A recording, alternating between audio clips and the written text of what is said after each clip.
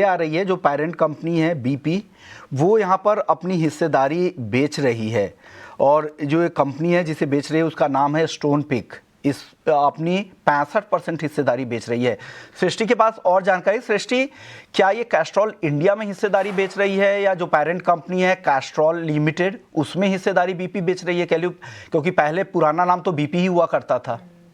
जी हाँ, बिल्कुल विष्णु मोहन जी।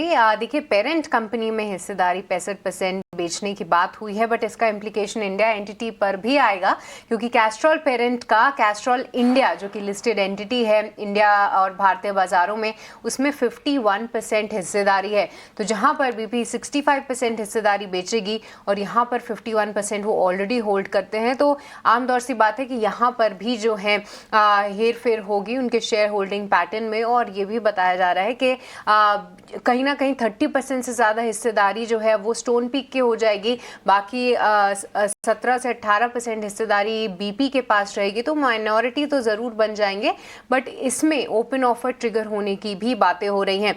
अब आपको बता देते हैं कि एक बार जो पेरेंट कंपनी की डील है उसके क्या मायने हैं। तो यहाँ पर आप देखिए, स्टोनपिक जो है 65% हिस्सेदारी ले रहे हैं, जिसकी पूरी डील की वैल्यू या एंटरप्राइज वैल्यू कह लीजिए ये $10.1 बिलियन बताई जा रही है। अब इसमें भी कनाडा पेंशन फंड, जो कि काफ़ी माना हुआ सॉवरेन फंड है, वो 1 बिलियन से ज़्यादा इन्वेस्ट कर रहा है। और बीपी वहाँ पे 35% हिस्सेदारी अपने पास ही रख रहा है। तो वो जो पूरी तरीके से एग्जिट अभी भी बीपी ने नहीं किया है।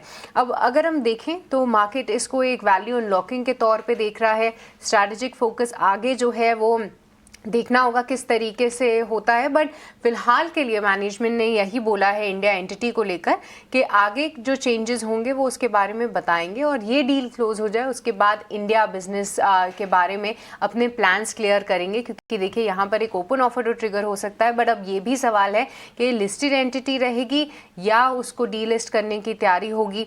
वो सब देखना, देखिए थोड़ा समय लगेगा ये सारी चीज़ें जानने में। बट जी हाँ, स्टॉक काफ़ी एक्साइटेड था इस डील के बाद, और जैसे ही ये अनाउंस हुआ एकाएक हमने देखा कि एक्साइटमेंट के चलते 7-8% का भी मूव रहा, बट थोड़ा सा फिजल आउट होते हुए 3% का उछाल अभी फिलहाल हम कैस्ट्रॉल इंडिया में देख रहे हैं।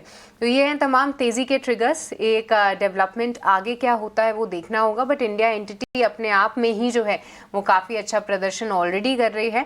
और कुछ समय पहले बात करें तो कहीं ना कहीं ये डेटा सेंटर की थीम को लेकर भी थोड़ा सा एक्साइटेड थे, क्योंकि पेरेंट कंपनी डेटा सेंटर में कामकाज जरूर कर रही है। तो एक अच्छा मूव ऑलरेडी विश्व मोहन जी हम देख रहे हैं। ओके, और ये भी कहा जा रहा है कि बीपी इससे अपनी बैलेंस शीट में सुधार करना चाह रही है, ग्रोथ और कुछ वैल्यू अनलॉक की भी। हाँ, और वो अपना डेट भी कम करेंगे।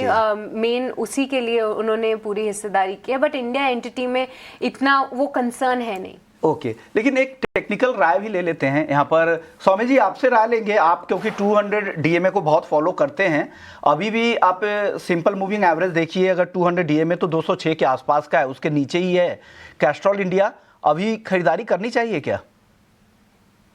ठीक है, अभी भी ट्रेंड डाउन है। जो आज हमने पूरा उस पर स्पाइक देखा, ये स्पाइक फिजल आउट होते हुए नजर आ रहा है। 200 डेली मूविंग एवरेज एग्जैक्टली वहीं से ही रेजिस्टेंस लिया है, 201 आज का हाई है, और जो 200 डेली मूविंग एवरेज एग्जैक्टली वही है। सो जो फिजल आउट हुआ है आज का, वो हम थोड़ा सा वेट एंड वॉच करते हैं। आज का जो हाई है उसके ऊपर निकले, उसके बाद एक बार आप फिर से खरीदारी